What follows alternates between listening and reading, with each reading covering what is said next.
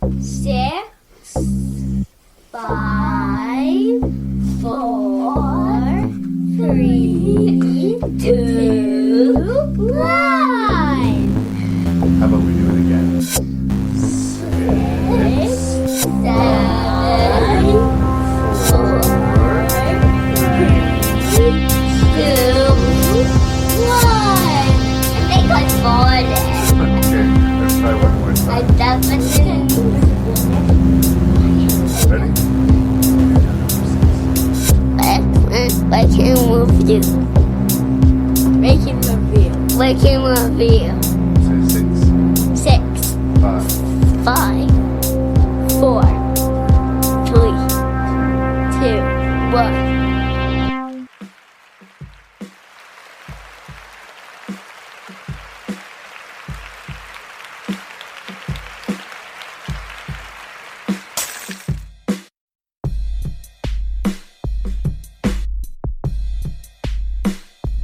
Hello and welcome to episode 172 of Rank and Review, Relaxing Island Getaways. I am, as always, your host and random Canadian Larry Parsons. And this episode, my cousin Evan Parsons is joining me all the way from Los Angeles, California. We're going to talk about 6 movies that have a very loose island theme. We got some sci-fi, we got some action, we got some horror, we got some undefinables. I hope you enjoy the show. Evan is a photographer, and you can check out his work at Evan Parsons at Instagram. And I'm super glad that I finally got him on board the show. If you have feedback for this episode, you can send that to ranknreview@gmail.com. That's ranknreview@gmail.com. Please check out my website at ranknreview.ca. And thank you as always so much for listening. We're going into this with the understanding that there's going to be some spoilers for the movies being reviewed, and there's probably going to be some coarse language, especially from me. If you're looking for some other things to fill your ears with, I can recommend The Terror Table, Welcome to Riverdale, The Shelf-Shedding Movie Show, and Cobwebs, a Gothic horror podcasts. All of those podcasts are friends of Rank and Review, and I invite you to fill your ears with them. Now let's talk about some relaxing island getaways. I could do with some time on a beach. I don't know about you guys.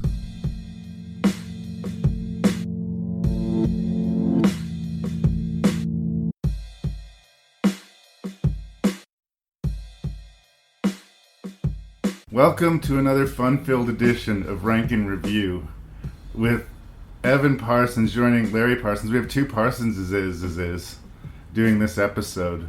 And this has been a long time coming because, we've known each other our entire lives. You love movies. I love movies. I have this podcast. We live in a world that's driven by technology. We can make these things happen. And I'm so happy that we finally did. Thank you so much. It's good to finally be here, Larry. Thank you for having me. You're talking to me all the way from far-off romantic Los Angeles, California. Yes, I am. So that's how into movies you are. I'm so into movies, I had to move to the place where all of the magic happens. Well, that's what everyone says, although it's amazing how much stuff I'm watching nowadays on TV, on Netflix and stuff that's been clearly shot in Canada, transparently. It's true. But, that was why, I lived in Vancouver before this. That's where so much stuff is made, and actually you're right. I think for the majority of stuff that we watch on TV is television made there. Yeah, for sure. So that's exciting. Congratulations. I know these are strange times, and I know everybody's looking for distractions, so that's what made me smile when you selected Relaxing Island Getaways. It's a very loosely themed selection of movies. We got some action, we got some sci-fi, we've got some horror. But it's all these ideas of, a lot of people who live their lives in toil save up their every penny so that they can go to the specific beach somewhere and shake everything off. And I think a lot of people are dreaming of that right now. And I think a lot of movies... something that we can't really do right now. Exactly. So, it's nice to just be able to kind of take this makeshift vacation with you. We'll pretend, but the horror movies and science fiction is always are going to, of course, turn it on you. I mean, who's going to want to watch that movie about a guy who plans a vacation to an exotic locale? He goes there, he has a great time, nothing goes wrong, and then he comes home. Exactly. So shit's going to get fucked up. I know why, because we talked about it before, but what brought you to this list? Why did this jump out of the ones I sent to you?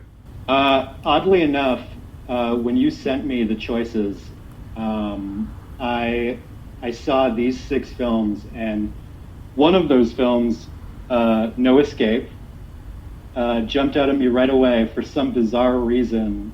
When I was, 12 years old when that movie came out, I was strangely drawn to that film, and I just had good memories. I had good memories of the idea of that movie.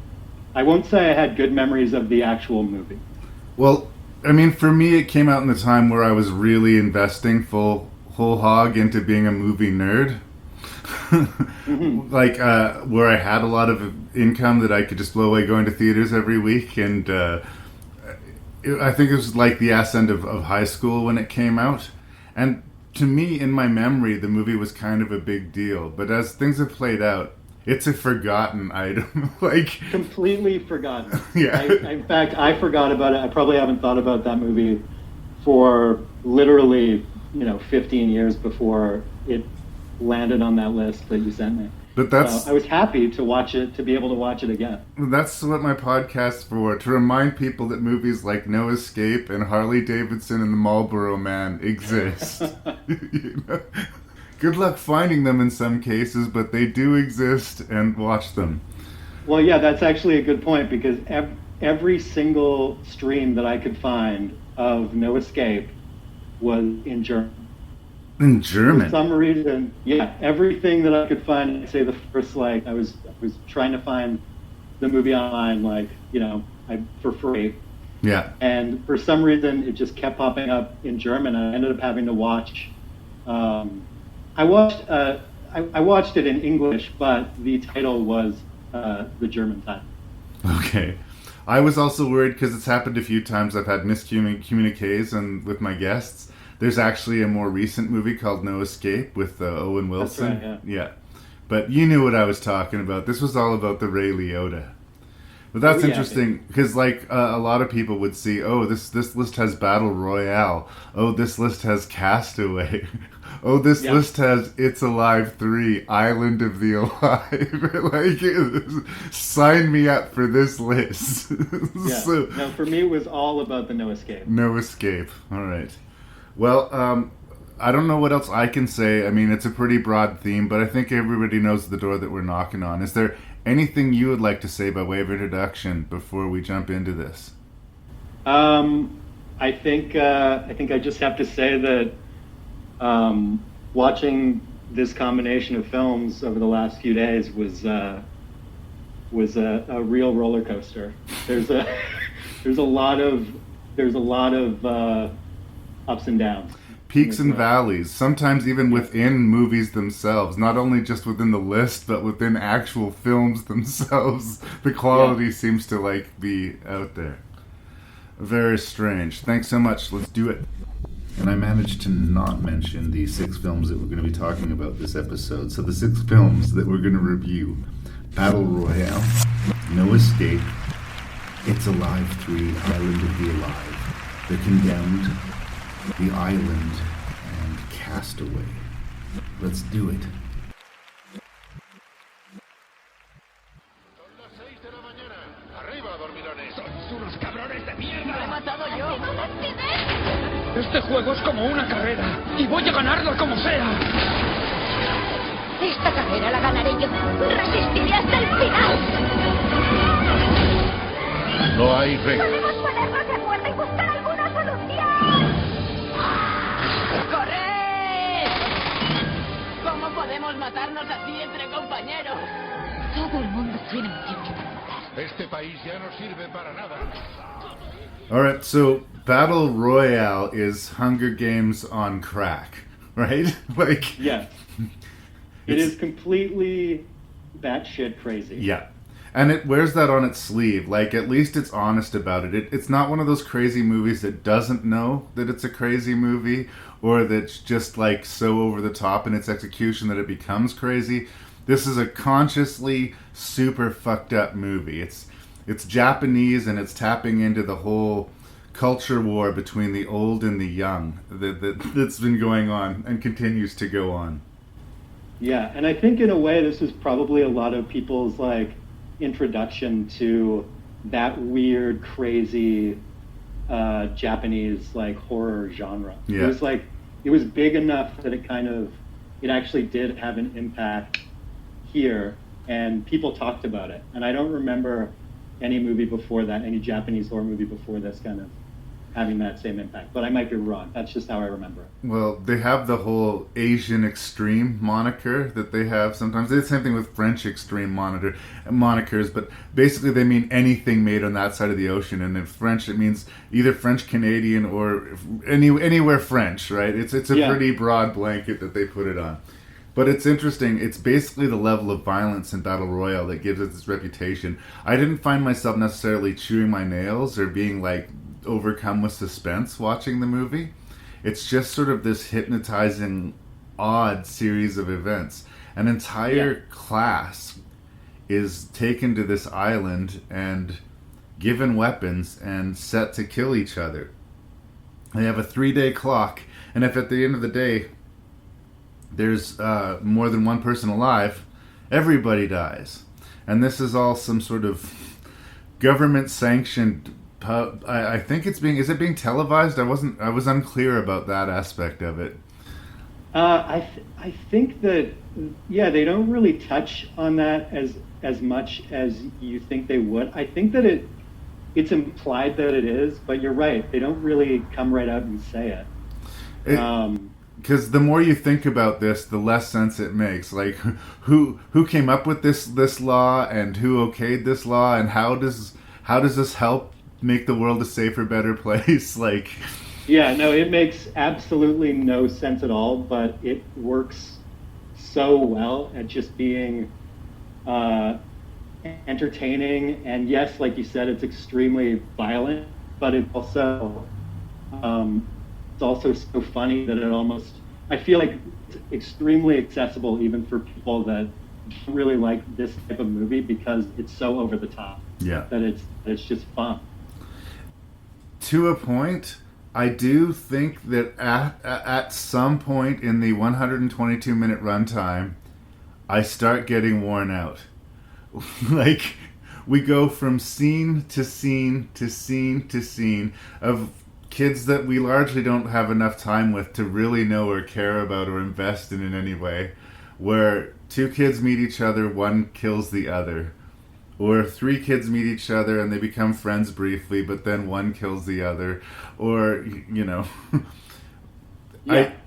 I had a real hard time finding someone that I should... There's not necessarily enough of like a clear social commentary or like through line to really carry you for the entire 2-hour runtime, but it's still far more successful at keeping you entertained than many of the other films on this list. Well, and there's this staggering visual bloody clock that's going down. It starts with 42 kids, and anytime people die, it'll give you the names and that they've died, and now there's 38 to go. Now there's 36 to go. And then you start thinking like, Jesus, we're going to seriously watch all of these kids die one at a time? And yes, essentially, when you get down to it, that is the nuts and bolts of the movie. And it's weirdly, when they try to work beyond that it even becomes somehow more problematic to me, when they force in these like flashback backstories to give poignancies to the next murder scene that we're about to witness. I mean, I guess part of me says we want that to have context, but part of me also says there's so little of it, like there's not enough of it, that it doesn't justify itself. What keeps the movie alive and cooking for me is the wall-to-wall craziness of it. You don't know what you're going to see next. I mean, you know you're going to see kids killing each other, but you don't know how it's going to play out. And even when you're not, or at least I'll speak for me, even when I'm not 100% liking it, I can't look away. Like, I am hypnotized by the movie. So, like, I have to give it a thumbs up review, but I would argue that it's probably not for everyone. You know what I mean? Yeah. No, I would say, like, for me, I think I like this movie a little bit more than even you do. For some reason, the flashbacks and the melodrama and just how absolutely corny and stupid the relationships and just like the drama, the high school kind of like drama that's happening, and how it basically just takes like this high school film and just takes every kind of like crazy dramatic thing to its absolute extreme, to the point where these kids are actually just literally killing each other. And there's something really soapy and like almost operatic about it that I feel is like it's kind of brilliant in a way. Like I loved it, and I remember loving it when it came out as well. But rewatching it this time, I was like, this movie for me, like in a way is kind of timeless. Like it didn't really lose anything with age. No. For me. It does kind of make the Hunger Games seem sort of hilarious and made for television by contrast. I think, like, yeah, you kind of and you believe. also see just how much this film, like, you also see how much this film influenced so many movies that have come out since, and how nothing, including some films on this list, and just how nothing really comes close to like hitting all the notes the way that this movie did. I also need to give it points for it's a movie where it has lots of villains, but for me the main villain is their former teacher, who is now somehow coordinating the event. We're told that this selection is made randomly, but clearly he specifically selected this group of kids, and as much as he's judging them, and harshly, for, you know, being idiot kids who don't learn anything, all of the behavior that we see from him, and I'm sure this is deliberate, is overtly, frustratingly childish, right? He won't share cookies with other people. He lounges on the couch and doesn't take shit seriously. In the end, it's all because he wants to impress a girl. Like, he is infuriating, deliciously so, infuriating victim. But again, like the rest of the movie, like, when I look back on it, I'm not sure it makes sense. Like, I love it, but it's insane, right? Yeah, no, it actually, you're right. The more you think about it, the less sense it makes. But as far as like his performance goes, the teacher's performance, it's Beat Takeshi. Right. He's amazing. Like, he's so watchable in this movie, and just like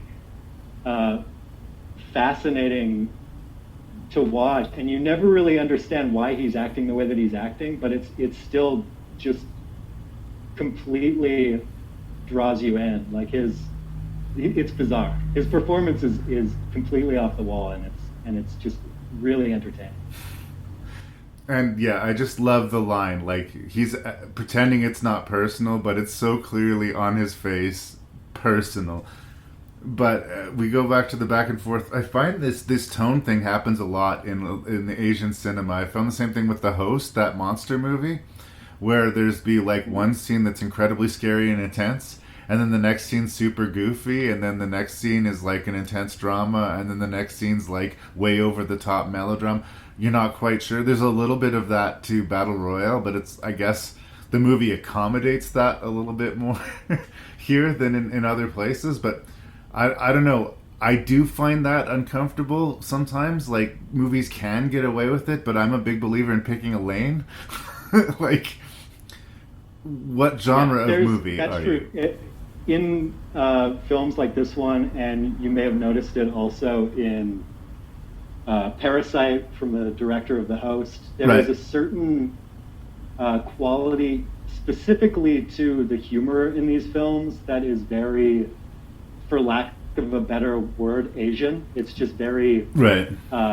slapstick and over the top, and it's not really, it's kind of hard to pinpoint, but you just know that you don't really see it in a lot of North American films.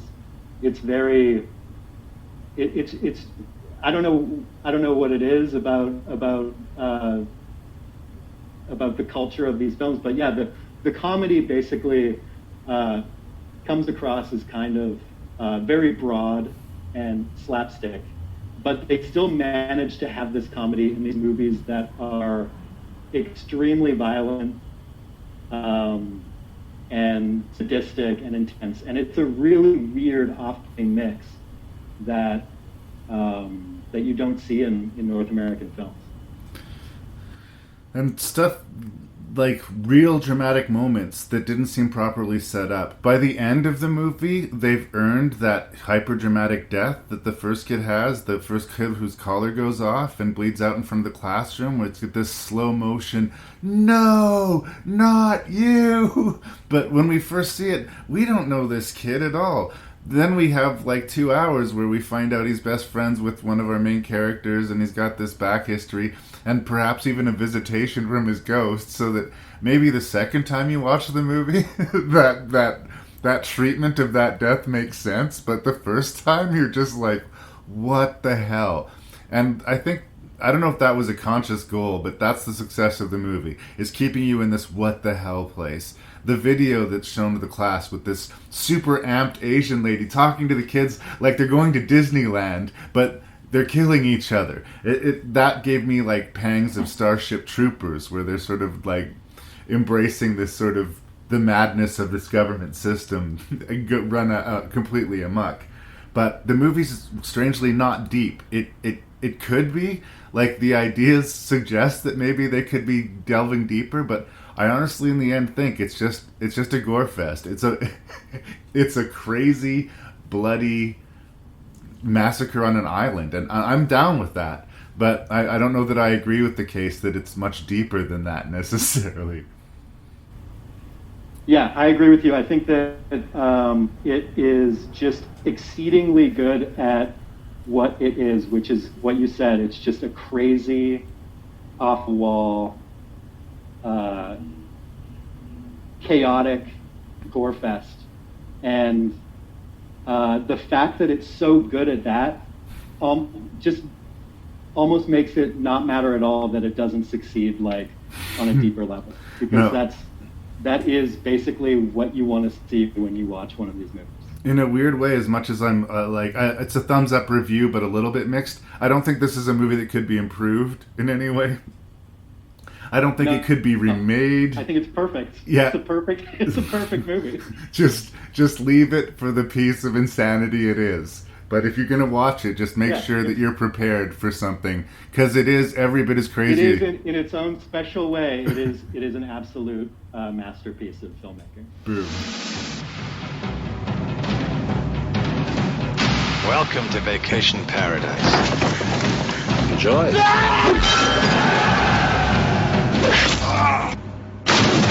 I could use a man like you.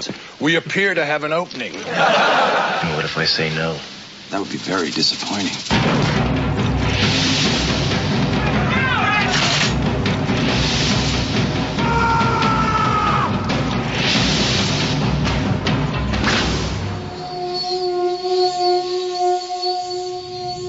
Sir, prisoner 2675 is alive. He's at the insiders camp. What is this place? Sanctuary, Mr. Robbins. We've created a new society here, a civilized one. We live under constant threat from the outsiders. He's military trained, you realize that? Somebody taught him how to kill. You have proven yourself a highly resourceful man. We'd like you to join us. All I want to do is get off this island. Now I'm gonna kill you. You want it? Come and get it!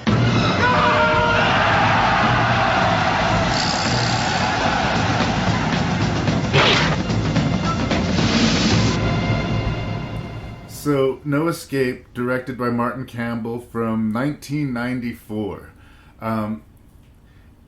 It's a very familiar sort of idea for a science fiction movie.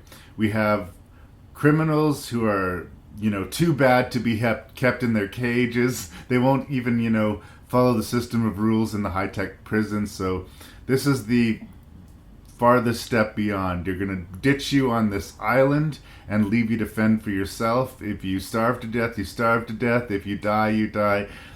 You're on your own. And Ray Liotta headlines this movie, and he's relatively hot off of Goodfellas at this point in his career. And he's getting a few star-making movies. There was this one, and there was Unlawful Entry, and a really not good movie called Turbulence. But I've always been on side with Ray Liotta because I thought he was amazing in Goodfellas, and he keeps on showing up in other movies and being really good in them. But usually the movies themselves aren't good. Ray Liotta is really good in the movie, but a lot of the times the movie isn't. I don't know what to say about No Escape because it's the faint praise here is to say it's a guilty pleasure sci-fi movie. Nothing that happens in this movie will surprise you. The second a character is introduced, you're going to understand what role they're going to play in the movie, the beginning, middle, and end of their arc. You just have to wait for it to play out. Like, you've got Kevin Dillon playing this sort of well-meaning aw shucks kid who really shouldn't be there, who really wants to impress this rugged hero. You've got Lance Henriksen playing this sort of father priest hope figure of change who's like teaching all these criminals to live peaceful lives. And just everybody in the movie, like I said, there's no way that you can, if you've spent any time paying attention to any piece of medium of science fiction or pop culture, that you won't see where this movie is going. So it comes down to, are you willing to take the ride? I was willing to take the ride. I am as well. Now, like I said, I definitely I had fond memories of this movie. I remember it coming out. I remember thinking when I was 12 years old that it was fucking awesome.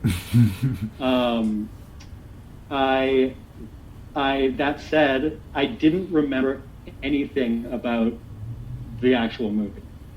If I was thinking about, like, my memory basically told me that I loved it, but I didn't remember anything that happened in the actual film. So watching it this time was essentially like watching it for the first time. And I actually realized that I think that the only thing that I actually retained from this movie was one scene, and it was the scene where the bad guy, who's amazing, I can't remember his name right now, Stuart Wilson. Yeah.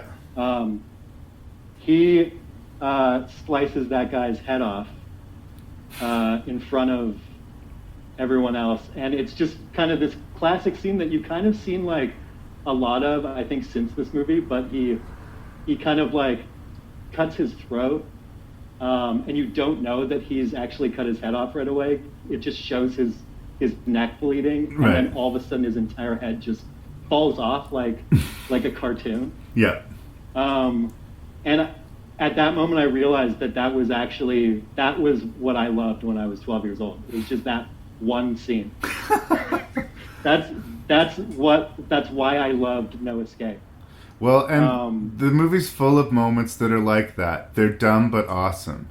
When he comes to on the island after being dropped there, for no reason, he's got a blanket of rats on him.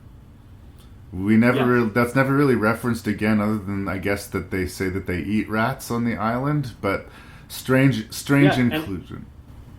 I even actually, after I saw that scene, I was really curious if there even are rats on Tropical Island. Oh yeah, I mean. So I googled it, and there are, but I just don't know if there would be that many rats exactly where they decide to kind of drop someone from a helicopter. Well, and the whole movie's predicated on us not thinking about it, but it's weird and kind of awesome.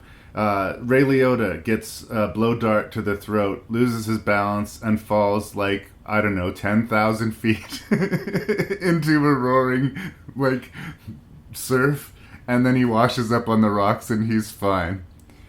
I also found it amusing. It's not a compliment to the movie, but the movie makes no attempt to make Ray Liotta's character likable until well past the halfway point of the movie. Like, at all. It's like, you know that he has to be a good guy. You know that he has to be a good person because he is the hero that you've been watching for the entire movie.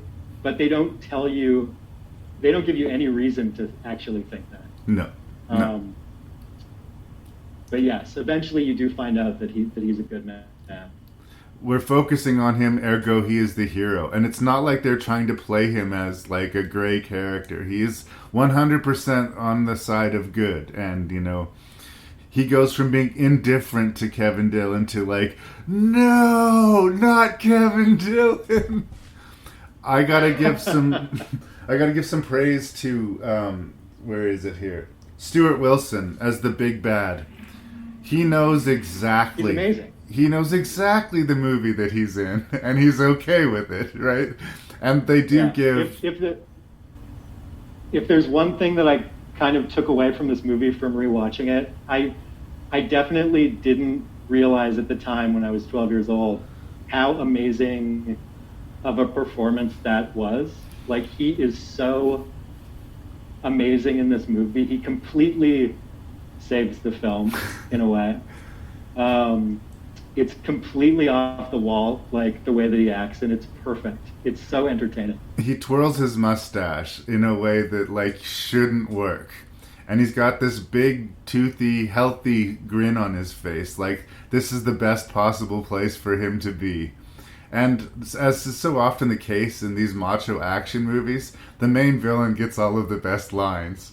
That big speech he gives to all of these cannibalistic hordes about, like, I've got a lot on my head right now. I'm finding this very stressful. And here's the thing. I really want to be in charge.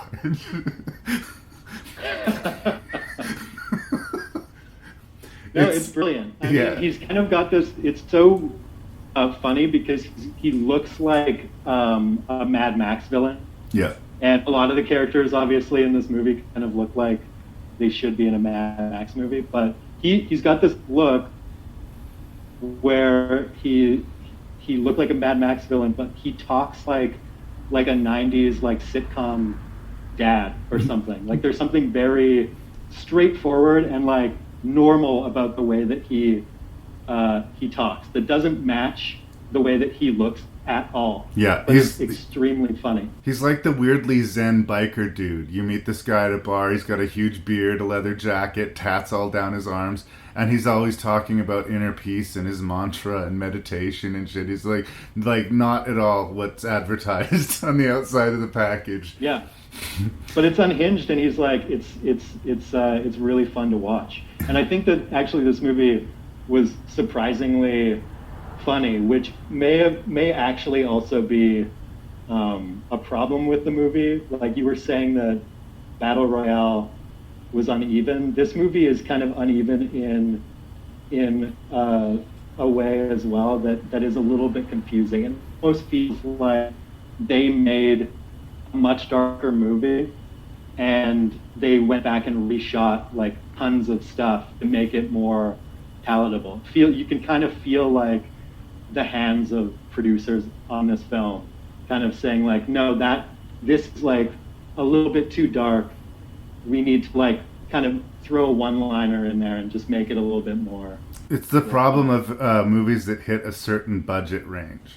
Gail Ann Hurd produced this, you know, she's used to doing big budget sci-fi projects and stuff like that. And the cast at the time was kind of big, you know. I'm sure Lance Henriksen was her good luck charm. And Michael Lerner had just been nominated for an Oscar for Barton Fink. And Ray Liotta's hot off of Goodfellas. Like, all of the pieces are here. The problem is that it's a movie made out of pieces of other movies. It kind of reminds me of a more recent film called Doomsday that Neil Marshall made, where there's nothing objectively wrong with the movie except that there's nothing new to it at all.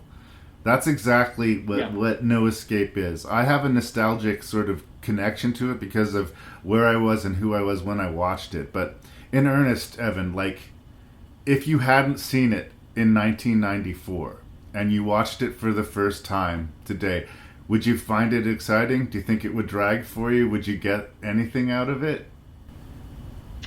I think that I would hate this movie if I could watch it now without having the nostalgia. But nostalgia goes such a long way with me that I think you'll be very surprised where this movie lands in your rank. My ranking at the end. That's okay. I always want to hear your personal rank. You don't have to try to match me. It's not like nobody wins or loses in this podcast in that respect. I'm giving it a positive. It's going to shock your audience. Oh my God. My choices at the end of this episode. I am giving it a positive review. I do have affection for the movie, but I'm giving it with the nostalgia goggles kind of caveat here, right? It's a Goonies type of thing. I like the Goonies, but I know that it's not really a good movie. It's just because I saw the Goonies when I was 10 and it was fucking amazing, right? So this is of that ilk. I think we're completely in agreement about No Escape. Let's move on. Remember the babies? They found a place to put them. Now they're growing up. And they want to come home. And they're hungry. It's Alive Part 3. Island of the Alive. Don't see it alone. You were able to figure it out despite not having seen It's Alive Parts 1 and 2? Yeah, I figured it out. I put it together. It took me a while, but I think I understand what these movies are about. Although I got the impression that maybe this was a bit of a departure from the first two films. Well, you didn't feel you need to do your due diligence, then you didn't decide to go back and watch the other ones. That's fine. Not yet. I think that, especially when they're being ranked and reviewed, you should judge a movie as it stands by itself. All you really need to know to understand It's Alive 3, Island of the Alive, is that occasionally women give birth to these monster creatures. Famously, in the first movie, It's Alive, when the baby is born, it kills all of the doctors in the operating theater and just leaves a big hamburger bloody spatter all over the place. And the first two movies was dealing with hunting down these creatures. The third movie starts with a court case in which it's being decided what their fate will be. Are they going to execute them? Are they humans? Are they creatures?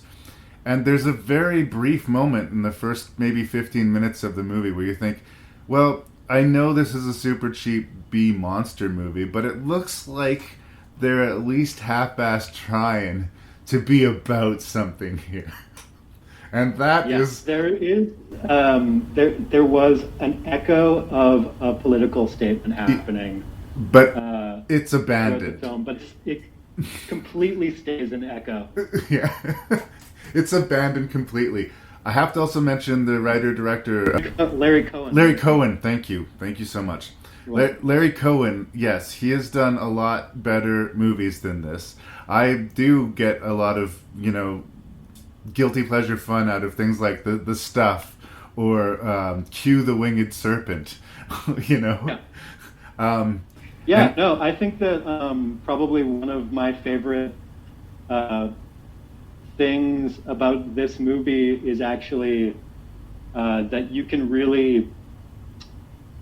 you can tell that the director is making exactly what he wants to make. It's like it's a director's movie. He's not making it for anyone except for himself. It has like a real distinct personality to it and character, and that doesn't necessarily mean that it's good, but you can tell that there's a vision there. Well, your wild card here has to be, if not the writer-director, has to be Michael Moriarty. Okay? I've always liked that guy. I remember in the late 90s, I got myself a bad case of the mono, and I went through about a 3-month period where I was sleeping about 19 hours a day. And the 5 or so hours I was awake, I was watching Law and Order reruns with Michael Moriarty. And I'd heard all this talk about him, how he's like a crazy person. And after watching this movie and seeing some of his other early works, I don't think Michael Moriarty is one of these people who went crazy over time. I think that this dude was off his tits from day one. There's so many strange takes in these movies, and so many things where I guarantee you Michael Moriarty said while they were on the boat, hey, what if I sing a song? Yeah, let's all sing a sea shanty. That will be funny. And thank God they put it in the movie. But the result is... There's a scene towards the beginning of this movie where we are asked as the audience to believe that he is getting picked up by an attractive woman at a carnival. Yeah. And he is the least likely, least attractive leading man character that you can imagine. But we have to somehow just kind of believe it because it's happening. I can't, there's a few times they give lines like, oh, I get it, you're cute, you could be a movie star. And I'm like, really? Cute? I get him being cast as a lawyer or a best friend or, some sleazy executive, but he doesn't really scream romantic, heroic leading man to me. And I'm not saying it to be mean. I like what this guy brings. He's really strange and eccentric vibe, but this casting him in the hero role is just strange to me. He's just... I do think, though, that going back to what I was saying before about this being kind of a distinct vision, and I do think that a lot of this stuff is intentional. I think that Larry Cohen knows exactly what he's doing by having this character act in this way. I don't think that it's a mistake. It is like a cheesy bad movie on the surface, but I do think that it's smarter than a lot of people would give it credit for, because I think that there's a certain John Waters kind of quality to what's happening in this movie, where it's kitschy and it's trashy, but there's not there's a real self-awareness to what's happening, which actually makes it really fun to watch.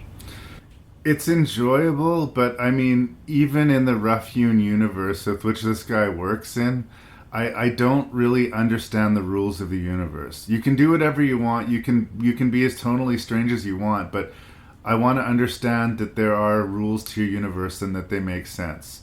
Here's a basic question that should be easy for either of us to have answered having seen the movie. Are the creatures friends or foe? Hard to say. Right? The Michael Moriarty character is trying to make the case that these are people, they're just, different. We have to respect them, and one of them's my son, and there's that, like I said, almost interesting court scene that opens the movie with the stop motion animation baby, and he makes his case that these creatures have enough humanity in them that we can't just wholesale execute them. And then for the next hour of the movie, they're monsters. And then at the end of the movie... Not to mention, in the courtroom scene, after he's making his case for the creatures, even he says that he's absolutely terrified of them. Yeah. So, pick a lane, right? It's just strange. Yeah. It's just strange. Within the world of this movie, scene to scene, we're not sure what to go with. Karen Black, who's the mother of the baby, who's trying to live in hiding, and who's being blackmailed by this utterly terrible, terrible guy. The misogyny in this movie is through the roof, by the way. Crazy through the roof. Again, there could be an interesting card for her to play there. My child is a monster. What does that say about me? I've abandoned my child. Am I okay with it? Am I at war with it? And it only comes into play if it's needed in that particular scene. it's hard to recommend the movie, but it's hard to say. The deepest, movie, but I still have to stand by it for some reason. I will say that my biggest problem with it, actually, looking at it through the lens of other films that someone who would have watched this movie at the time, like other films that person might be interested in, like the Evil Dead films, just this like genre of horror film that was happening at the time. I feel like where this movie really fails is actually in the gore department, right? And in, I mean, I can forgive the special effects to a certain degree, but when all of a sudden we're just supposed to kind of believe that a person wearing a terrible, the monster suits are just, they're almost in your face like that. Yeah. Like it almost seems intentional how terrible they are. And I just wish that they were like that little bit more. Like I just wanted it to be a little bit scary, not just like, not just totally schlock as far as like the effects go. And sometimes he can make that work for him, because like this director's all about taking a big budget idea and making it on a tiny budget, and sometimes that becomes the charm of it, like it gets over the barrel a little ways, and other times it just doesn't quite. I think that this one comes closer to the doesn't quite quality of it, but it is just so weird. I said a similar thing about Battle Royale. It's like almost the strength of the movie is its oddness, is its like how you can't compare it to anything else. But yeah, flags for a movie of its time. Yeah, there are real rapey men throughout the movie, and they're not asked to be judged for their behavior at all. And it's weird. It's weird. I keep on bumping into this. I did a whole episode on retro horrors where I was like, I like this movie, but I feel like I have to apologize a little bit for liking this movie because they would not make it today at all. It's another time capsule absolutely. movie. It's hard to just completely forgive a film because it came out during a certain period of time, but I do find it a little bit easier just in this case because the film's so stupid and over the top. I think people would be, it would be tough to be truly offended by what's happening in this movie. You'd have to want to be offended by it. Yeah, you're too distracted by the fact that, there's weird wet mutant babies running around in costumes, and I don't know, it's just too bizarre to kind of even take seriously enough to be offended by it. Yeah. But like, I do wish that that there was, I hate to say it, I wish there was more violence in this movie, because that's what these movies are kind of all about. Like when I watched Reanimator when I was that age, and like all of these films, the thing that really kind of elevates that schlockiness, and the reason that you watch these horror films, is to kind of get that gratification of watching cheesy gore. And this movie doesn't really have any of it. It's almost like a complete afterthought. Yeah, it might strange. be sloppy. Like it might. Home Alone is more violent. Yeah, it might be sloppy. It might be cheap, but at least we're going to see crazy violence and sex, right? Well, no, exactly. It's just going to be weird, and that does seem like a big thing to miss in this movie. Like, and I feel like maybe the other films, I haven't seen them. I didn't see the first one or the second one, but did they hit those marks a little bit? I would say for sure the first movie is a straight horror movie. I think the second one's a little bit wonkier tone-wise, but I don't know. They're all about the same level of quality, strangely, but the first one at least had something of newness to it. It had like this ballsy, right, holy shit quality that this movie didn't. Again, I don't want to like wholesale dismiss it. I think that if you're listening to this review, You know what we're talking about. You know what this movie is. And I completely take your point, Evan. Like, if someone's going to sit and say, well, the Mutant Monster Baby movie has not really great sexual politics in it, well, I don't know if I can help you, okay? Like, yeah. Just know what you're watching. Just know what you're watching. Game on.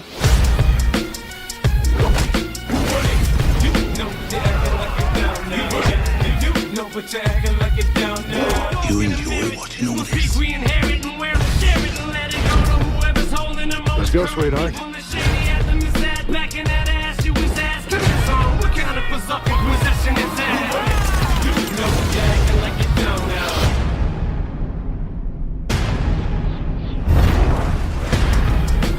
The Condemned.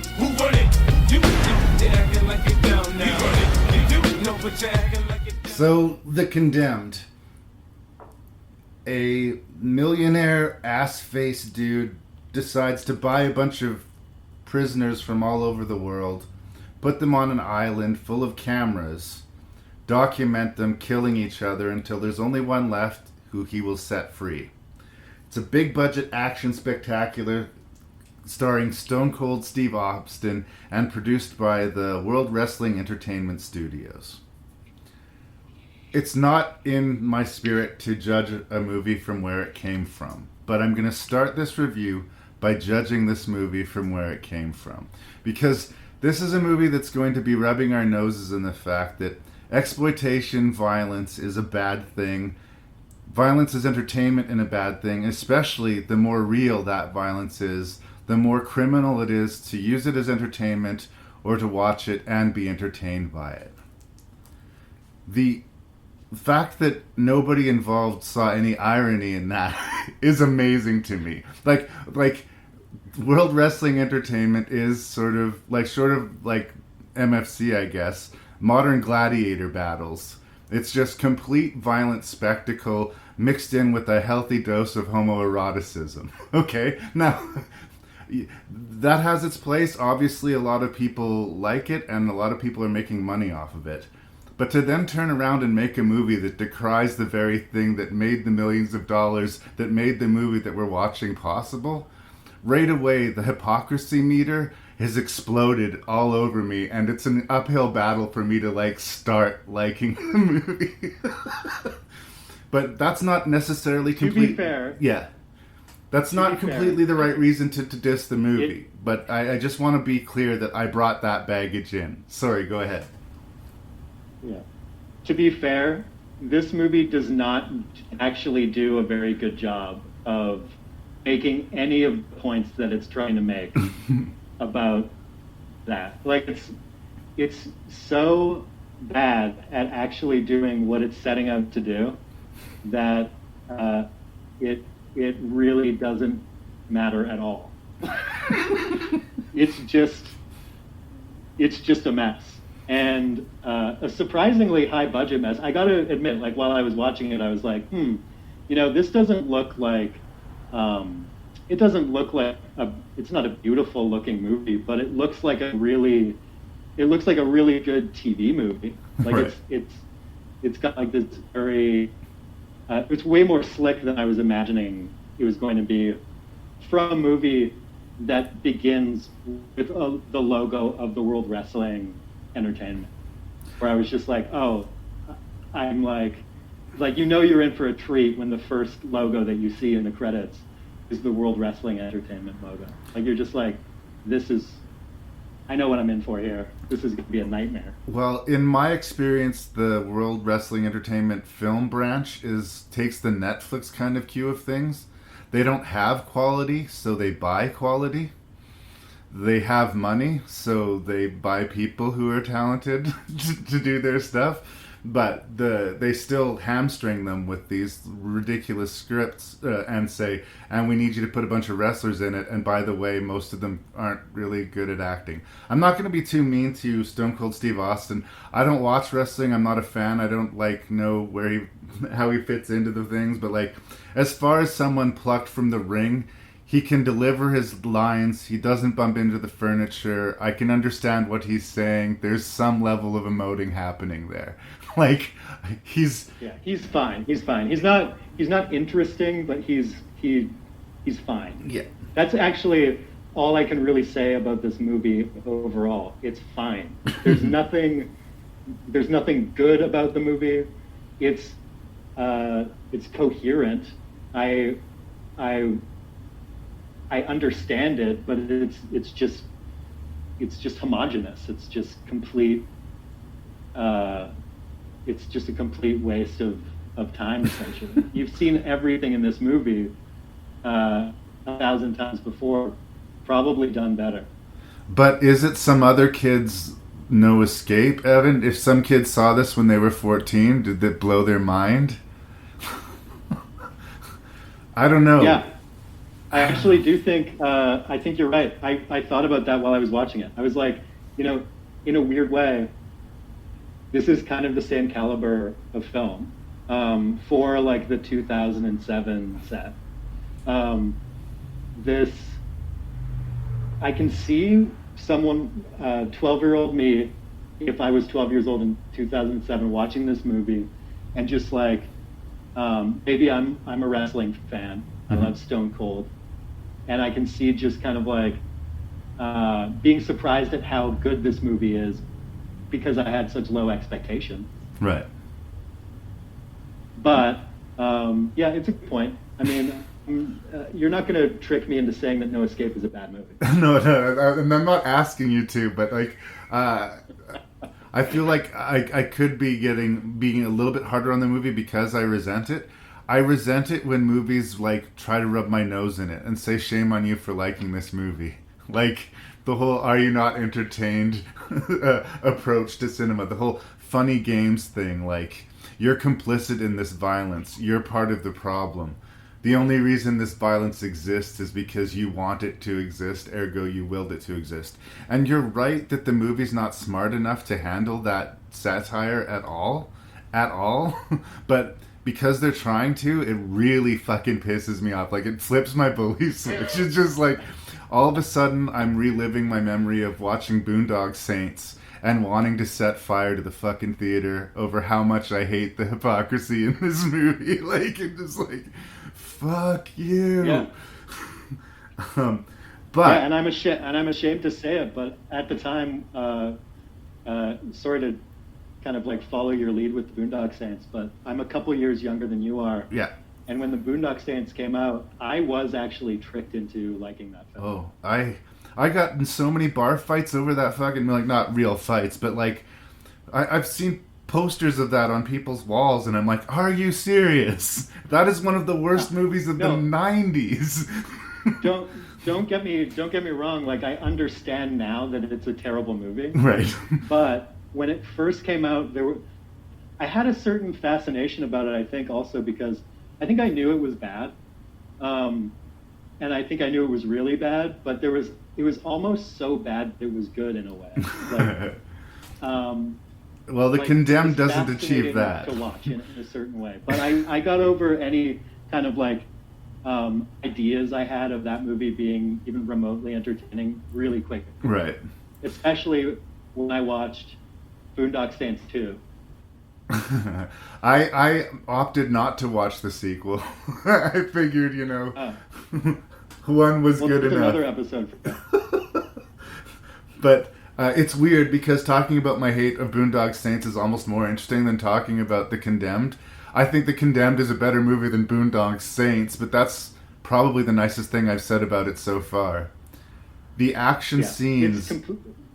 The action scenes within the movie, when one big bad person is fighting another big bad person, they work well enough. There's a couple of scenes where I go, ouch, that looked like that really hurt. It doesn't get lost in the super heavy cutting, kinetic, Paul Greengrass Born Identity fight editing, which had its moment, but I think in a lot of ways just sort of loses the reality of the situation to me if it's overplayed.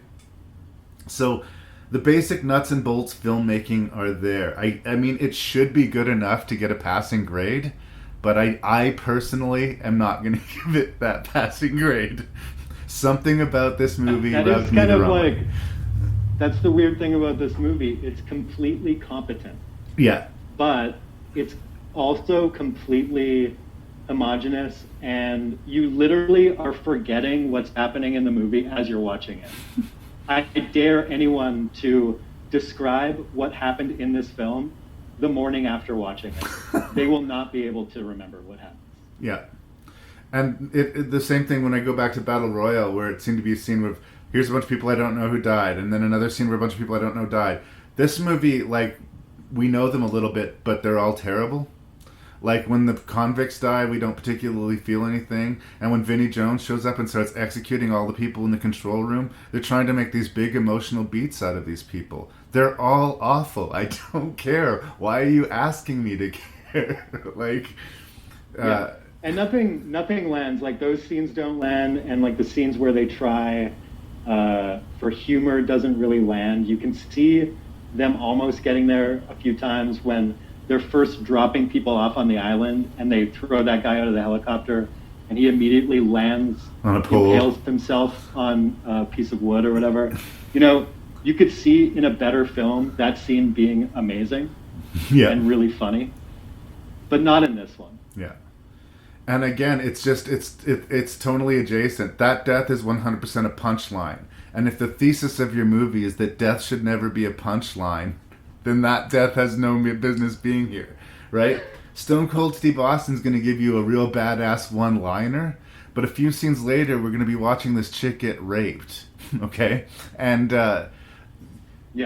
pick another missed opportunity, I guess. And I know a lot of people hate the found footage thing, but like, if The Island's a reality TV show and it's all being broadcast on the internet, use the cameras for the show. Show us what the people at home would be seeing. So it may limit your perspective, but it'll give interesting dynamics to the movie. Or so when during the fight, if they smash into the camera and that camera's destroyed, we lose that angle for the rest of the fight. They're just things that they could have done if anyone's heart was in it. You know? It's true. Yeah. The entire kind of like subplot of this all taking place for a TV show is almost completely ignored throughout the movie. I don't think that there's a moment when we actually see people at home watching the show or anything. It's just kind of there as like because it was in the script, but they don't actually really care about that. They just want like all this other stuff to be happening. They want the fight scenes. There's not. They just went as far as making a competent film, and they didn't do anything to kind of like finesse. Yeah, there's no love in this movie. And at the very least, give us an interesting villain too. The main bad guy is such bland sauce.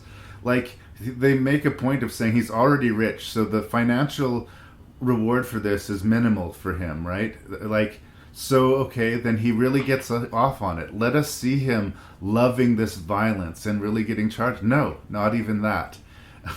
Like, at the end of the movie, they make him wolf out, and they show he's willing to kill even his best friend and not, like, blink an eye about it. But, like, do we care? His best friend, even though they've tried to make him sympathetic, is still just as awful as everyone else. He just has, like, a tiny, tiny cockroach spine of a conscience listing somewhere inside him. And for that, we're supposed to like him. Yeah, it's not good, and the soundtrack is really confusing. Oh yes. There is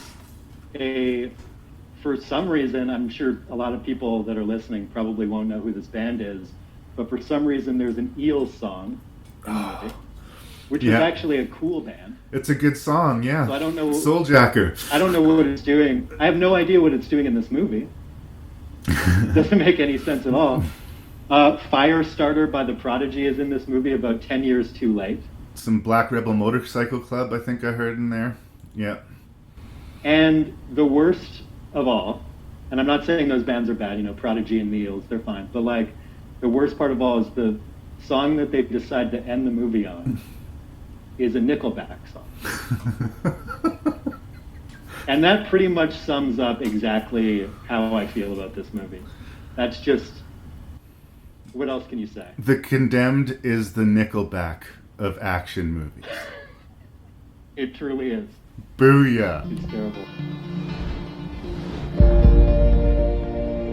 Attention residents, welcome to the lottery spin.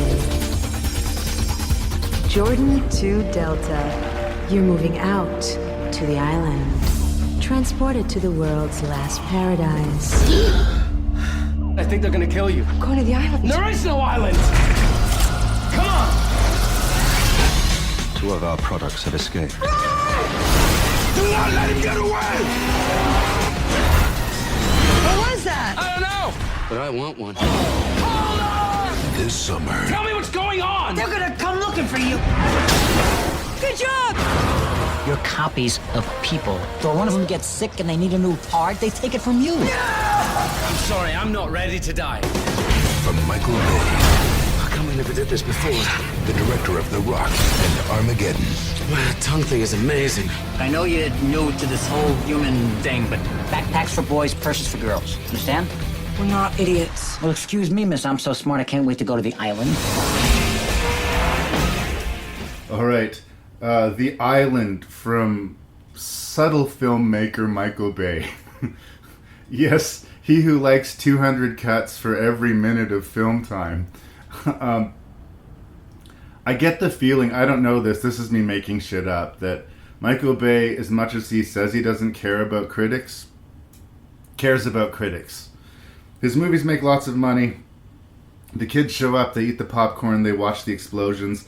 To a certain degree, his movies are critic-proof. They're gonna make money. But I feel like the real sad, come close to pathetic thing about The Island is this is Michael Bay earnestly trying to make what he thinks is an intelligent science fiction movie. And it's just not. It's just not as smart as it thinks it is. And there's something really uncomfortable to me about a movie that is not as smart as it thinks it is. Like, you can have a lot of really good qualities, but if you're being smug in a way when you don't deserve it, it's gonna spoil the meal for me. And it's unfortunate because there are some interesting elements at work here. I like Ewan McGregor as a leading man. I think he's about as charming a leading man as you can have in a lot of movies. There's just something about that guy, you want to root for him. Scarlett Johansson is not just easy on the eyes. I think she's a very decent actress. It's weird seeing her in this movie because she's quite weak as a character in this movie. Like, I'm so used to seeing her kick ass that it seemed weird to her being constantly swung around and rescued in this movie, but she played the part well. I like Digimon Hansu as an actor, and I like that they tried to make something interesting about this bounty hunter character. I always like seeing Steve Buscemi. Like, there's all these interesting points in the movie. Sean Bean is a bad guy, always gonna deliver for you, right?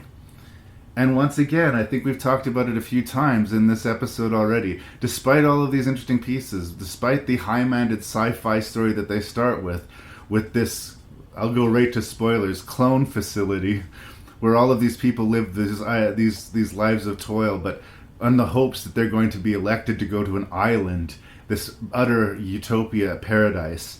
And as we find out, the island means they're being cut up for parts. Again, if handled by somebody with subtlety, grace, or intelligence, this story might have been interesting. They gave it to Michael Bay, so it's a big, loud, dumb action movie. If you're in the mood for a big, loud, dumb action movie, I guess it'll fill the bill. But if you're wanting to watch sci-fi, I don't know. It's closer to being a good movie. Agree. It's closer to being a good movie than Michael Bay has come in a long time, but I can't quite get it over the line to saying it makes it all the way there. I agree with you. I think that I was struck by something when I was watching this movie. And that was, I actually think that the story is pretty good. I think that there's a movie here that like you said, in more capable hands, could have been a really entertaining and interesting film if it was handled with a more delicate touch than Michael Bay is capable of.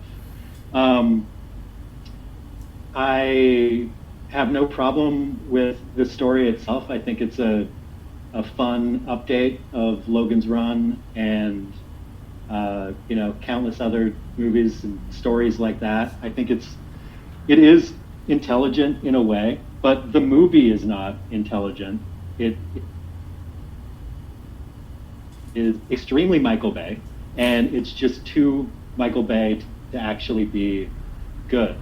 Secondly, it is way, way, way too long. And when I was watching it, you said spoiler alert about it being a clone facility. I think that piece of information is given away in the first 20 minutes of the movie. Yeah. And they actually escape the cloning facility probably in the first half an hour, maybe like 40 minutes. And there's a weird thing that happens, at least for me when I watch this movie. And I actually saw this movie in the theater when it first came out, and I remember thinking the exact same thing. I was watching it, and you kind of have this feeling when they escape, like the movie should be over soon. But what you don't know is that there are 2 hours left in the movie. The majority of the movie takes place outside of the cloning facility, and it actually is really, subliminally like jarring while you're watching it, because you have this feeling like you're getting to the end of the film for a full 90 minutes, and it just doesn't stop. So you never really become invested in what's happening once they escape the facility. At least that's what happened to me. I don't know. I had to it was a little bit better this time around because I kind of remembered. I remembered that about the film, so I kind of knew what to expect a little bit more. But I wish I could say that helped my viewing experience, but it kind of didn't. And the third thing I'm going to say is just that Ewan McGregor is a great leading man, but his American accent has always been terrible. Yeah, I've called him on that before. I've called him on that before. I love Black Hawk Down, but he really, there's a few times in that movie where, I can hear the brakes squealing because of that. It's a little bit of a problem here, but I think the charisma factor helps me get past that for me. I still have to lay all of the shame on Michael Bay. It feels like he wanted to get all the sci-fi shit out of the way in the first act so that the chase can begin. The chase is what he knows how to do. He's comfortable there, right? Give me some sci-fi toys to chase them through a city. Let's wreck some shit. Let's blow up some vehicles. Let's flip over things. But it's kind of heartbreaking because he doesn't seem to understand that even though he's good at doing action, these are arguably his strengths. Depending on the story you're telling, your strengths can kind of become your weaknesses. It's really telling to me in the little promotional documentary on the DVD. He says he always tells his writers to not waste their time giving him the detail of the action beats. Just say action, I'll do the action, I got you covered.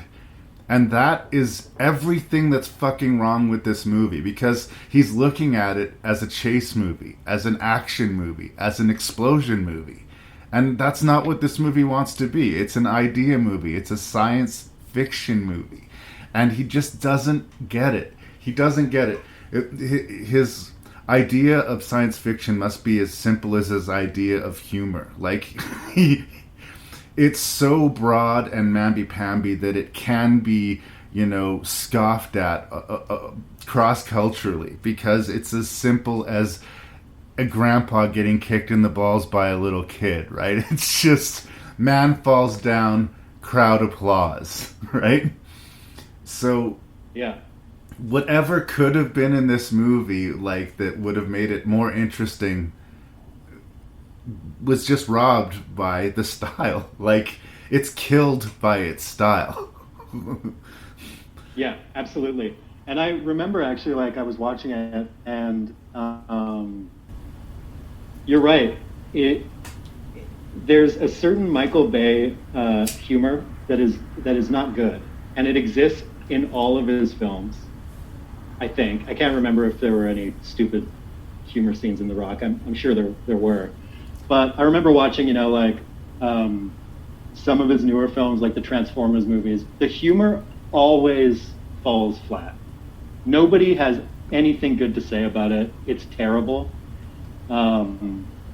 It completely takes you out of the film. It doesn't make any sense in this film. And there's plenty of these kind of like humorous moments that in a better movie would have elevated it and been a good time. But in this movie, it just doesn't work. It's just a shame, because it could have been Gattaca or something more intelligent. You can really feel the story kind of screaming to be told by a better director in this movie. And you can have action. You can have action and ideas. The Matrix did it. The Blade Runner did it. You can do it. You can do it. You just need a director who's capable of it. And like Michael Bay just doesn't do that.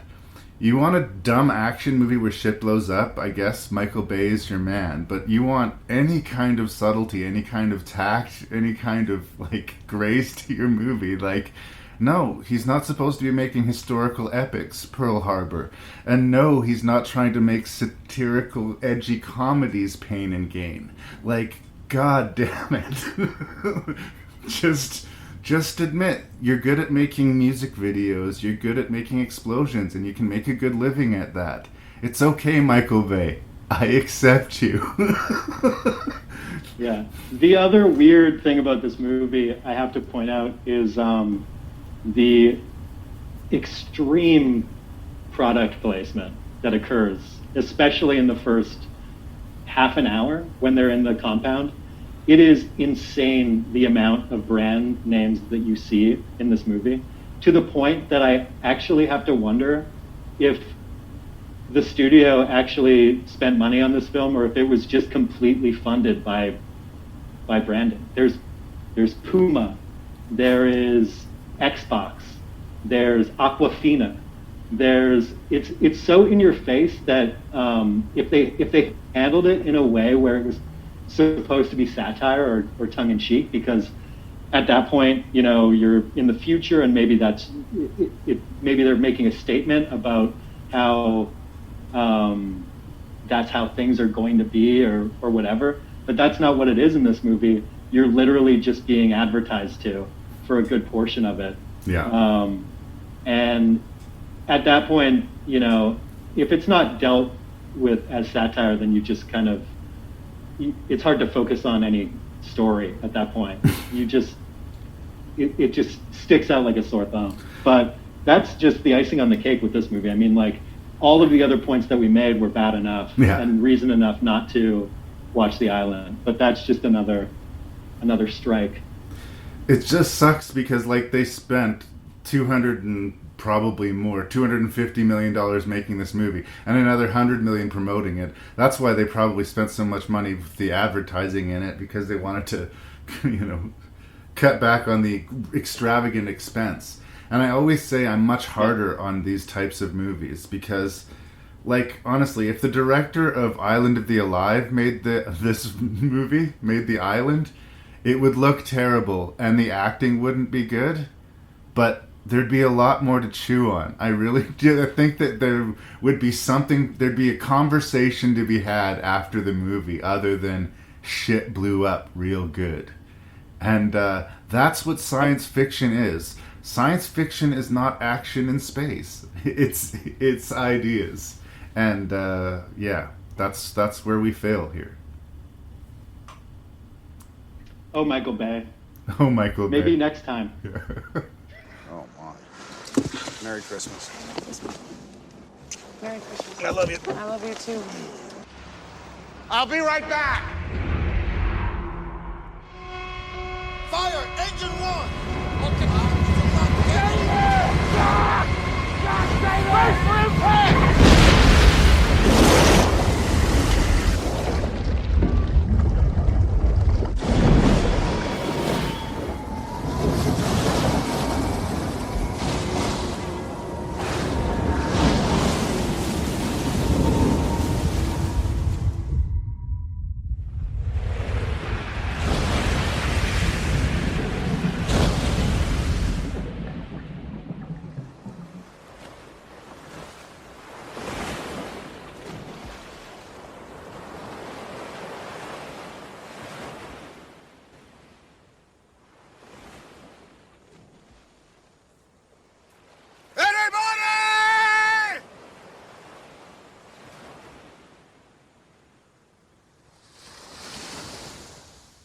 So, Mr. Robert Zemeckis, this is a guy who makes big budget films the same way Michael Bay does, who we were just talking about, but I think you get more bang for your buck out of Zemeckis. I'm not saying everything that he's made is brilliant. Like, I have controversial opinions of some of his most beloved movies, to be honest, but I'm always going to be grateful to him for, Who Framed Roger Rabbit and for Back to the Future, like, he's made movies that have pushed forward special effects, and he also tries to be a little bit more than just special effects. He puts emotions behind it. Castaway was basically a dream project of Tom Hanks, because when you're Tom Hanks, you get to say things like, I'd like to make a movie about a guy who's stuck on an island for 4 years. And then Academy Award-winning screenplay writers start working on it, and Robert Zemeckis starts doing pre-production. But to be fair, Tom Hanks really committed to this project. They actually took like a full year break in the middle of filming the movie so Tom Hanks could lose weight. And while that happened, Zemeckis made a whole other movie. He made that kind of mediocre ghost movie, What Lies Beneath, while he was waiting to finish Castaway. It's an ambitious movie, and I think that the screenplay, the guy who wrote it was thinking, Old Man in the Sea, like, we're going to make this the most epic, deep movie we can possibly make it. And at times, I think he might have been a bit heavy-handed. But we lucked out because Tom Hanks really brings it for me in this movie. Like, it is a one-man show. So, largely, we can talk about the beginning and end of the movie, but, like, once we get to that island, it is the Tom Hanks show. And if you are enjoying that, you will enjoy this movie. I think, especially this middle chunk, there's about a 20-minute opening and about a 30-minute closing of the movie that almost feel like separate pieces that I will talk about. But I think that this middle chunk of movie on the island is good enough that I can enthusiastically recommend Castaway. Is it perfect? Yeah. No, it's not perfect. But I am very impressed by it. I think that is a good way of putting it with Castaway. I think it's a very impressive movie.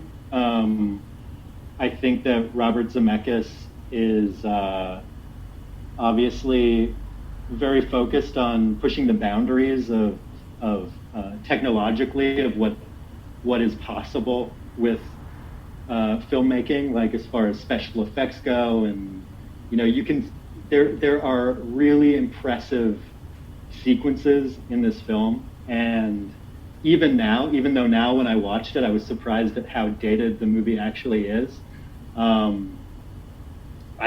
For some reason I thought that this movie came out a lot more recently than it did. It's 2000. It really does, 2000, and it really does in a way when you watch it now. It feels surprisingly old. I think it came out at a time that was just a little, I don't know, it's just, I guess, does the movie take place in 2000 or it takes place in 1995 or something? I'm not sure. I mean, some of the FedEx packages that wash up on shore have VHS tapes in them. But contemporary to this movie was movies like The Ring, where VHS was still a thing at this time. So it feels out of time now, but I think it would have felt relatively modern when it came out in 2000. Yeah, and I think that one thing that separates this film, I mean, obviously all of the films that were chosen for this they're all quite different, but this movie is especially different because this is not really like a social commentary movie. I feel like all of the other films on the list are at least attempting some kind of like tongue-in-cheek social commentary. They're all kind of like, they're trying to do something with this idea of an island, and even Island of the Alive is trying to say something. I don't know what it's trying to say, but it puts it out there, and you know it's trying to say something. Castaway is really it's a personal journey of a straightforward story. Yeah. And it is beautifully made, but I have to say that I did find it a little bit boring from my personal point of view. I don't know if it's because time hasn't treated it as well as it should have, or I could see kind of that they were trying too hard to impress with certain elements of it that don't really hold up now, because it's just like, I don't know. Yes, the idea of him being stuck on this island, and the idea of making like such a big budget film about something so quiet and so reflective and essentially a silent film for a lot of it is impressive, but it's also, there's something that feels weirdly gimmicky about it in a weird way, where you just kind of like, you can feel that it's kind of like a Tom Hanks show, like you were saying, and it's just not necessarily as interesting as it thinks that it is. Yeah. I will say though that his performance is great, and there's a lot to like about the movie. It is impressive technically. It's a technical achievement for sure. And I think I liked it more when I watched it now than I did when it first came out. I was originally a little bit confused, I think, when the movie continued past him leaving the island. Yeah. I think that in a strange way, when it first came out, I was still probably, I was like 20 or something, maybe even younger. But I thought that I felt at the time that the movie should have really ended like when he is rescued, and I felt like the epilogue of the film was a little bit heavy-handed and long. Whereas this time, I think that is actually what makes this movie good. I think that the last half an hour of all of the emotional weight of the film in a way, and actually kind of saved the movie for me this summer. When I first saw the movie, I hated the ending. Well, the first time I saw it, like in theaters, I loved everything on the island, but I felt so satisfied by the journey of him getting himself off the island and him losing his best friend in Wilson, the volleyball, and all of that, and connecting emotionally to his struggle, that you're right. The second he's rescued, I feel like the movie's over, but the movie has more to say. Going in prepared for that last act is a little bit easier, because it's coming, so you're not like anxious to get going, but I think we needed to see not just that he got off that island, but how changed he was by it, and that it's an inspirational movie, but like there's as much loss as there is hope to the movie. He doesn't get his girlfriend back. She didn't spend all this time waiting for him, nor should she have, right? He doesn't know where he's gonna go. So originally I thought leaving him staring out at this open field, like the opposite of an island, this vast open field and these crossroads, where am I gonna go now? Where's my life gonna go? What will I do? The credits roll. I'm like, really? The first time? This time, it really worked for me. I think they maybe spent a little bit too much time with Helen Hunt and Chris Noth, like just for the sake purely of the running time of the movie. Once we get to 2.5 hours, yeah, I can feel that. But honestly, watching it this time, the third act didn't bother me as much. There was just a few little moments that were heavy-handed to me. The fact that they go on again and again about his obsession with time, that whole rant that he gives at the beginning of the movie about the sin of losing track of time and everything's go, go, go, and I have to be here by this time and this, and like, it's on the nose. It's on the nose. He could just be anybody. He could be any guy. He didn't need to have that specific character flaw. That's where it becomes more literary and strangely less credible in the cinematic universe. What I connect to is this fear of this knowledge I have in myself, this personal flaw that if someday the lights go out, or like I am put in a position where I have to live off the fat of the land, I'm not going to cut it. I do not have what it takes in me to survive in a very basic way. And I know it. And seeing this guy who's just as normal as me get dropped on this island and figure out a way to live for 4 years, not just physically feeding himself, but keeping himself sane and figuring himself a way off the island. All of that worked enough. I think that the screenwriter was just trying too hard. The other thing that I would take out of the movie, tell me if I'm wrong about this, but when he's being drifting in the ocean and he gives up on the paddles, he's just on the way of the curtains, he has that moment where he looks over and he sees this whale lift its face out of the water and they kind of look at each other.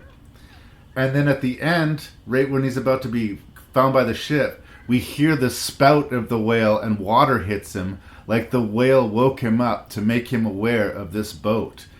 And that is a fucking Walt Disney movie conceit.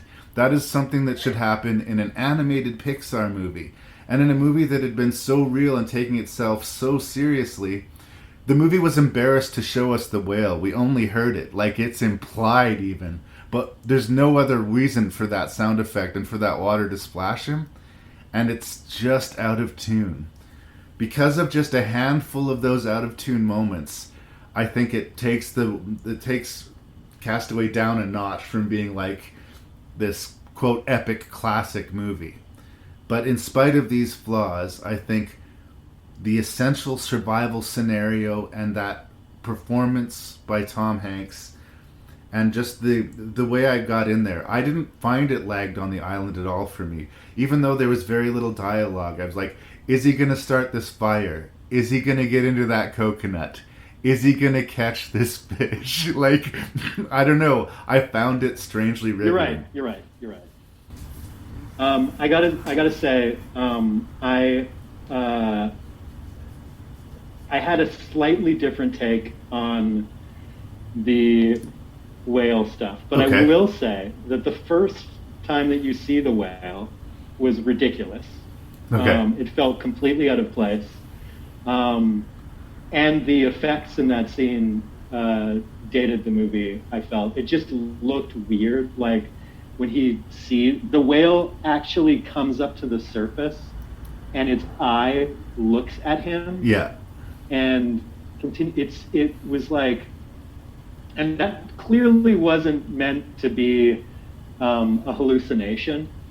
But I do feel, and I think that scene was a bit of a disaster. Like, I think that it was completely unnecessary and didn't fit it in the film at all. But I do feel like when you hear the whale in a few scenes after that, there's a few times he's woken up by the whale. Maybe there was only one, I'm not sure.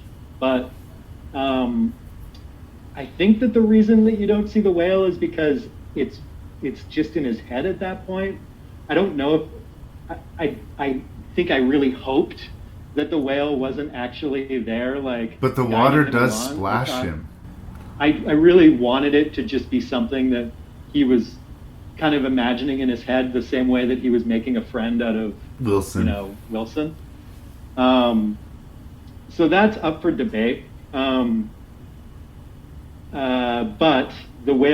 the initial whale scene absolutely bothered me. It was completely out of place in the film, and maybe in the original script there was something more poetic to this kind of relationship there, or something was lost in translation there. But I just don't think we needed the whale, period. I don't know if they thought like it was so unlikely that he would end up in a shipping lane that we would think it was fake. But is it more or less fake that a whale guides him there? I could have done without that. He'd done enough that he earned his way off that island, and any form of rescue at this point I would have likely accepted. The other thing I want to give the movie... No, I would have been completely fine if he was floating for a long time, didn't see a whale, and just came across a ship in the ocean. There's something magical enough about that kind of like synchronicity that would have been fine. I didn't need the whale at all. And it's just so Disney, like I said, it's so, I don't know, weirdly cute. And I wanted to compliment the darkness that the movie accomplishes. There's a scene where he needs to get a boat to get this raft to work and this sail to work, and there's a length of rope that he doesn't want to go and get. And we find out that sometime in the jump cut where we get from the first few weeks of his time on the island to the last few weeks on the time at this island, there's a cut that sort of separates those two chapters. At some point at that point, in that jump, he'd really taken some serious consideration on suicide. So much to the point where he dragged a log to the top of this peak and tested his rope to see that he'd make sure he would hang, and found that he wouldn't, that he would have made a muck job of it. But that they sort of allowed for that. He was able to eat. He was able to live comfortable to the point that he adjusted to his life on the island. Even during the most severe storm, there was a cave and a fresh water source. He could stay alive, but he couldn't live anymore. And I liked that the movie acknowledged that. And I think it's also sorry, go on. I liked that the movie acknowledged that, and that seemed real. And the whale seemed so fake that it almost like it was an unfair counterbalance to it. I was liking the reality, you know.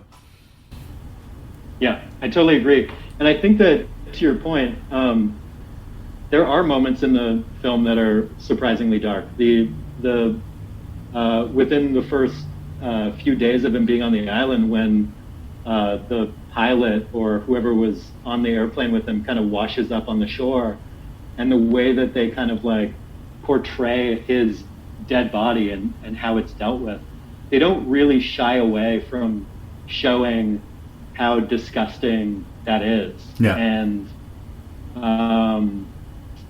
And I can imagine for like a huge part of the audience of this film just going to see like a Tom Hanks movie, that type of thing like isn't a comfortable thing to see. It's not really a comfortable thing to see for anyone. I was impressed with the way that they portrayed that realistically. Yeah. And there are a lot of impressive things about this movie. But I will go back to my original point. I think that more than anything, time has kind of confirmed for me that the ending of this film is completely necessary. Yeah. I don't think that this film carries. I don't think this film would carry the same amount of weight if you didn't see the aftermath of him being on the island. And I think it's largely successful in the ending with its kind of ambiguity and you know, they for this type of movie they did take a few risks with the way that they told the story, and they didn't just tie it all up in a pretty little bow. It's not necessarily all going to be okay. Yeah, you are left to like make your own decision on what's going to happen with him. Is it heavily implied what's going to happen to him? Yes. Yeah. He's going to go down that road, and he's going to marry that chick that he just saw in the truck. That's definitely going to happen. But they don't actually show it to you. No. Which is, you know, pretty good for Robert Zemeckis. Thank you for not just completely that piece of restraint was welcome. Excuse me, that piece of restraint was welcome. Two more things I just wanted to say really quick. I know we've been going on and on about Castaway. You talked about the body and the grim reality of it. I also like that one of the first things he did after getting the body out of the water was check the shoes. The shoes are too small, so he turns them into sandals. He also checks his ID and realizes that he'd been calling this guy by his wrong name during the whole flight. that little detail that we didn't necessarily need, but was kind of just quietly devastating, I really liked. The other thing I wanted to bring up really... I agree. That was great. Yeah. The other thing I wanted to bring up really quickly, because you brought up in the previous film, advertising. The use of Federal Express, okay? FedEx in this movie. He's a FedEx employee. He's on board a flight with a bunch of packages, and a lot of them wash up on shore, including his volleyball Wilson, which becomes his companion. And there's one package, again, that he refuses to open and that he decides to deliver. That's another one of the pings of the screenplay that I personally would have done without. But generally speaking, if you're going to have a sponsor or an advertiser in your movie, and you can find a way to use it in a plot way, I'm less bothered by it. So is Castaway kind of an elaborate advertisement for Federal Express? Maybe. Did it bother me? No. Yeah, so here's the thing. I actually did look into that, and apparently I assumed that FedEx probably paid a pretty penny to be in this movie because of how much they're actually featured in the film. But in reality, they didn't pay a dime. It was just part of the script to make the film seem more realistic and more relatable as like a real story, because FedEx exists in our lives. And apparently no money was passed between FedEx, either FedEx to the production or the production to FedEx. They just agreed that they could be in the movie. Interesting. And that's largely the movie. And I have one... Yeah, go. I have one more thing to say about Castaway, because I couldn't stop thinking about it while I was watching the movie.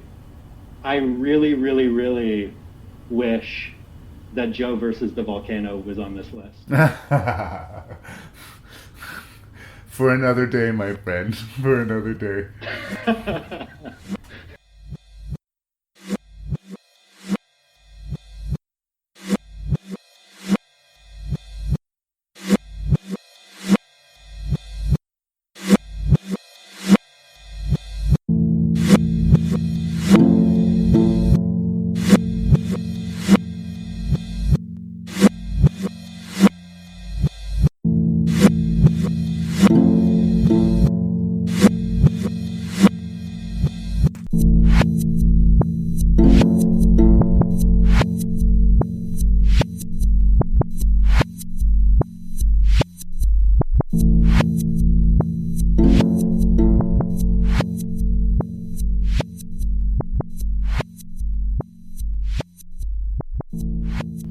Thank you so much for doing this. I really appreciate it, and it's great to talk to you from the excited States.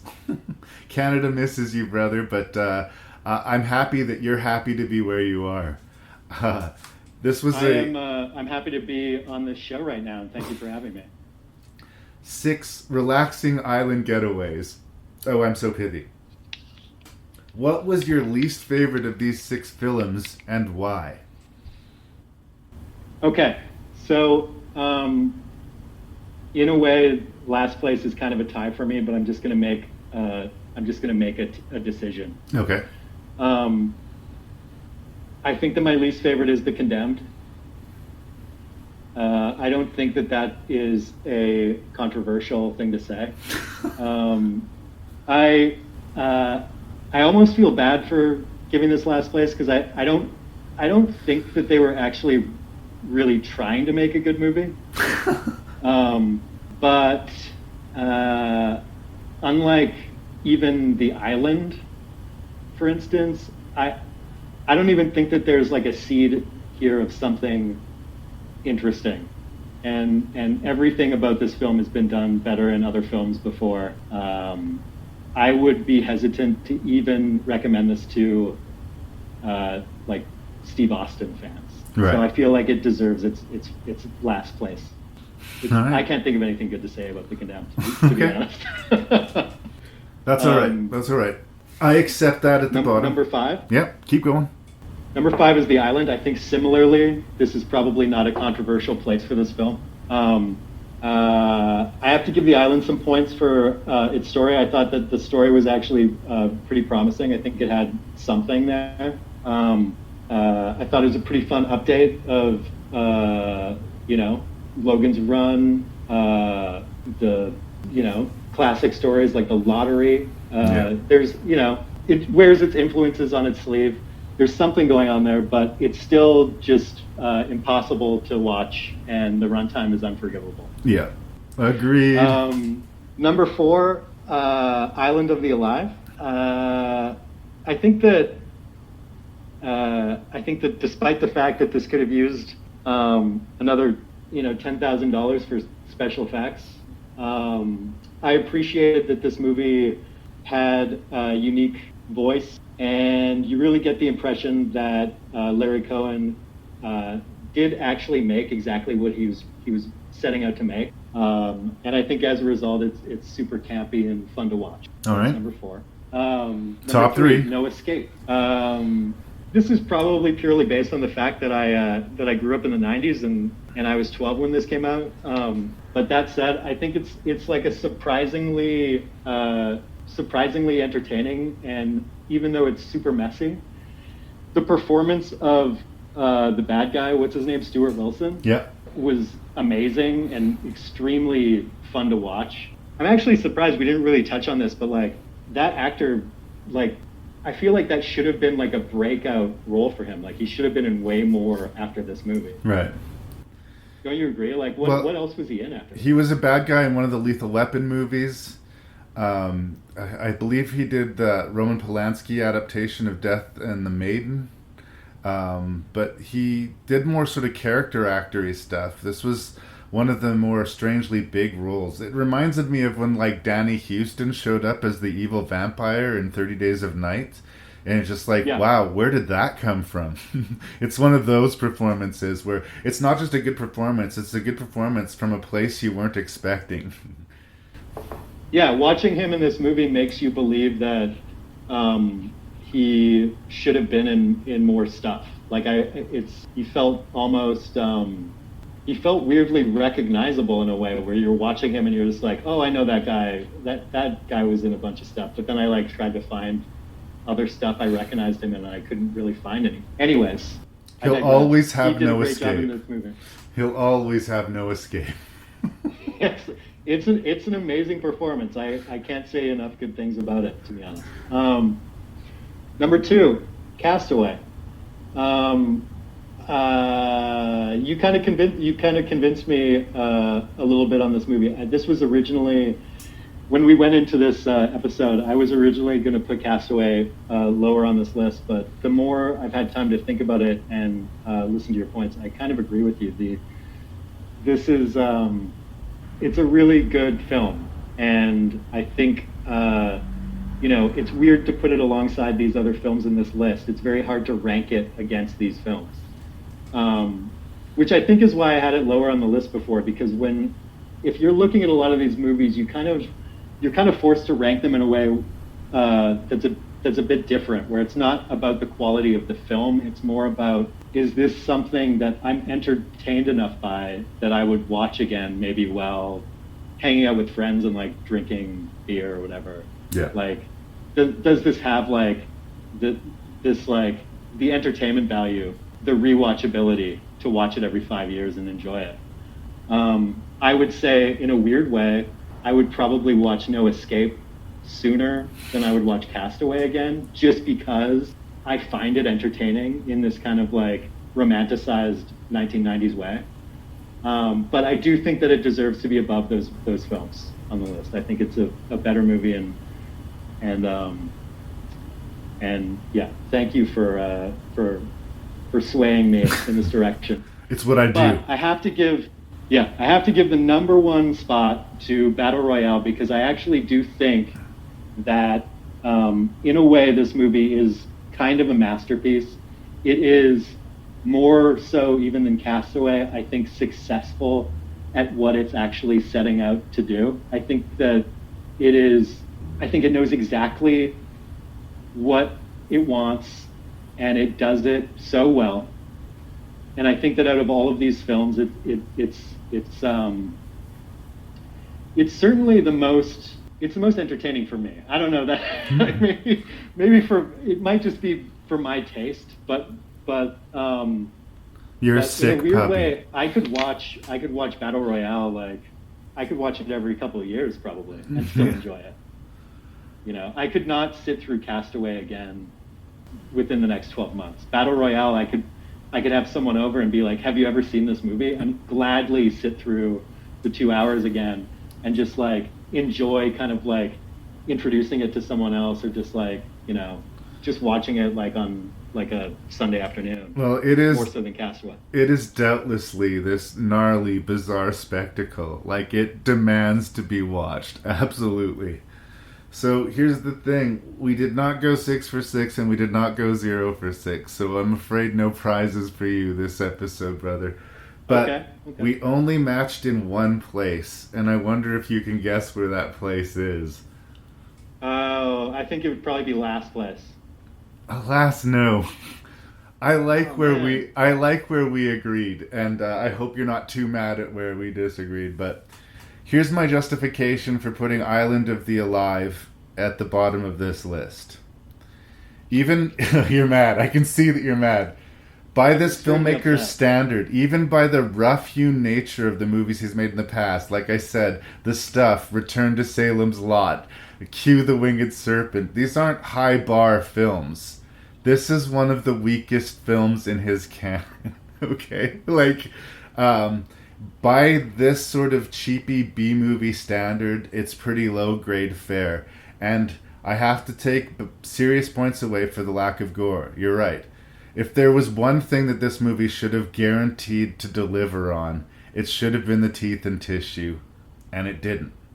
It's got some sort of, like, so weird, it's hypnotizing throwback nostalgia, and Michael Moriarty is just this weird presence in movies. Like, I don't even know if he's an amazing actor, but the guy has a quality. So it is what it is, but I'm not enthusiastic about it.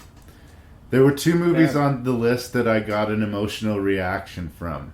One of them was The Condemned, which is in 5th place, but the emotional reaction was outrage. I was kind of mad at the movie. But I also will say a lot of my hang-ups with the movie are my sort of personal things. I don't like the preachy action movie. I just think if you're going to be a dumb, fun action movie, just be a dumb, fun action movie and be okay with it. You know, like, there's something about how it was wagging its finger at me that made me put it in a penalty box really early. Like, it got on my nerves. So 5th place. Why is The Island all the way in 4th place? Because I said a lot of terrible things about it. As much as I said a lot of terrible things about it, it actually is one of the better Michael Bay movies. Like, that's incredible to say, considering the shit kicking that we gave it, but it's kind of true.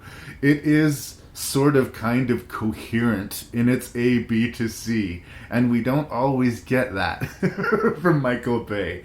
It does have a certain amount of impressive production coherence to it. It's a pretty movie, but it's also long, and it's stupid, and it thinks that it's smart, and that's what makes it really hard to take. So, it got away with something, getting all the way to 4th place. In 3rd place is where you and I agree. No Escape, baby. Yeah, No Escape. The widely forgotten Ray Liotta sci-fi piecemeal of every science fiction story you've ever seen, which is generally, like, honestly, if I'm real with my audience, just okay, but I got a soft spot for No Escape. Like, maybe I lost some credibility with some people out there, but I gotta say, Larry, you know, No Escape might be number 3 on my list and your list in this episode. It's number 1 in our hearts. It's number 1 in my heart. Yeah, absolutely. 1 and 2 was the toughest for me, but I ended up putting Battle Royale at number 2 for what I said during the review. As much as it is hypnotizingly strange and gnarly and grueling, it kind of wears me out. Like, it becomes almost exhausting to me. It's shorter than Castaway, but I feel, like, beat up by the movie. I have this experience sometimes when I watch, like, a really intense action movie, like The Raid or something like that. When the movie's over, like, I feel tired, like I was just in a fight, but I just watched a fight. And I think there's something to be said for this type of movie. If you're going to have your pedal that severely to the metal, keep her closer to 90 or 100 minutes, because I find it does kind of wear me out. I ended up giving Castaway the first place for purely, I guess, sentimental reasons, in that there was 2 moments in the movie where I kind of felt my eyes getting a little bit dusty. Like, I reacted emotionally a couple of times in the movie. And it is deep. And because of those moments working so well, it sucks for those few moments that don't work, because it drops the movie down to just really good, where you could sort of see it might have been excellent. But it also... I think that it's, honestly, you know, it makes sense for Castaway to be number 1 on this list. I guess. It is like, it's not even arguably the most coherent movie on this list. I think most people would agree that it is easily the best film out of these films. Yeah. But what makes it difficult is that we're pitting all of these different films against each other that are they don't deserve this. Yeah. Like, they really, like, Castaway should be up against, like, I don't know, like other a Beautiful Mind or something. It should be on a totally different list. Right. You know what I mean? Well, it's the loose sort of idea of island-themed movies. Again, it's not as precise as some of my episodes have been, but I don't know. It was a close thing for me, because I get why people love Battle Royale, and I do have a fun time with it. And you're right, because Battle Royale is more of a ride than it is an experience, it might be something you would revisit more than you'd revisit Castaway. But I don't know. It made me feel things. It had ambition. That scene where he knocks his tooth out with the skate really made me wince. You know, it was the full package. Maybe the list was a little bit rigged, because it feels like the most legit quote film on the list. Yeah. But we did have other real filmmakers. I mean, I talk shit about Michael Bay, but he is a filmmaker, right?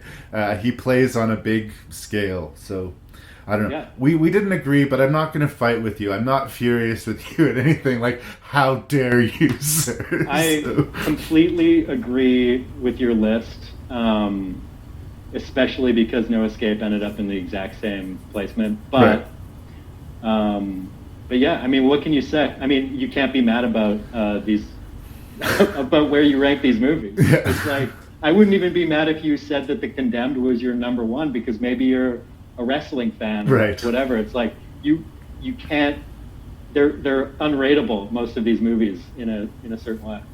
You like what you like, you know. Exactly. Thank you so much for doing this. Thank you for putting up with the technical difficulties. It was great to catch up with you. Cool. Thanks, brother. It's so nice to be here. Thank you for having me. Is there anything you'd like to say to the people on the internet? No. Just, check out No Escape. It is a fantastic film. And be safe. Well said, brother.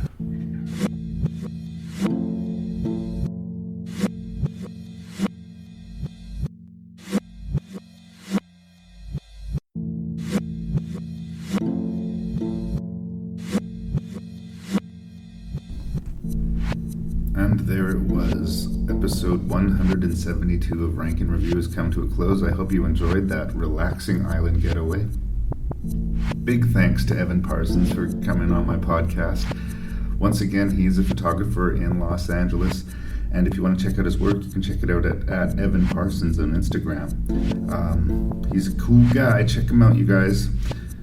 There's also other things you can fill your ears with. There's the Terror Table podcast, the Welcome to Riverdale podcast, the Shelf Shedding Movie Show podcast, and Cobwebs, a Gothic horror podcast.